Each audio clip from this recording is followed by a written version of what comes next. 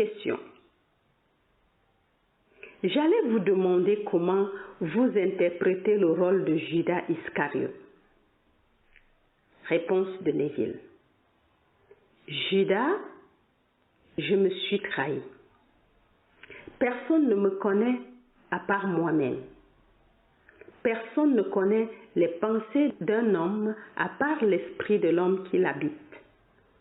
De même, personne ne connaît les pensées de Dieu si ce n'est l'esprit de Dieu. Par conséquent, si je trahissais Dieu, je devrais être l'esprit de Dieu. Celui qui a le secret, et c'est ainsi qu'on se trahit soi-même.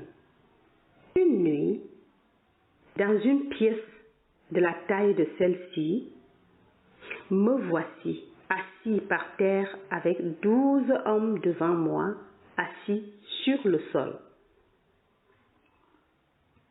Nous sommes tous vêtus de robes et j'enseigne la parole de Dieu. Un homme, l'un de ces 12, saute rapidement et au moment où il a sauté, j'ai su exactement ce qu'il allait faire. Il allait dire aux autorités ce que j'enseignais. Il est allé à la seule porte. En la franchissant, j'ai su ce qui allait se passer. Un grand et bel homme d'environ 1,80 m, dans des robes très coûteuses, est entré.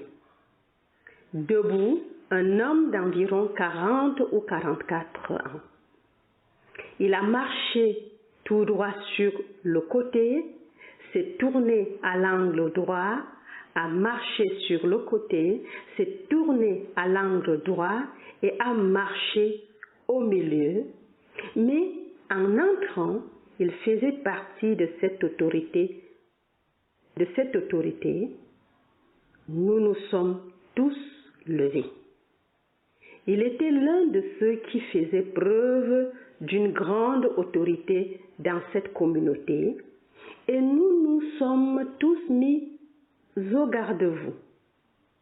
Je me suis retrouvé face à mes 11 hommes. Il est descendu, s'est tourné vers moi, a pris un maillet et une cheville en bois et les a enfoncés dans mon épaule droite, coup après coup. Puis il a pris un instrument très pointu et d'un mouvement circulaire comme celui-ci, il a coupé mon manche, puis il a tiré et il a retiré le manche et l'a jeté. Et je l'ai vu d'une belle teinte bleu clair de bébé. Puis il a étendu ses bras de cette façon et il m'a embrassé sur le côté droit de mon cou et je l'ai embrassé sur le côté droit de son cou. Et comme je l'embrassais, toujours en l'embrassant, toute la scène s'est évanouie. Voici le 53e chapitre d'Ésaïe. À qui le bras du Seigneur a-t-il été révélé? Ésaïe 53, 1.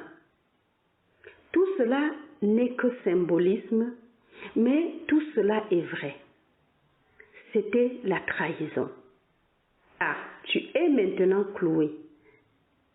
La cheville entre, car comme on te l'a dit, je vais maintenant mettre sur toi toute l'autorité d'Israël et tu la dirigeras pour un temps.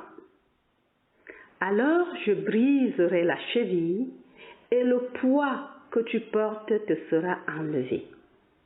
Mais qui a cru à notre rapport?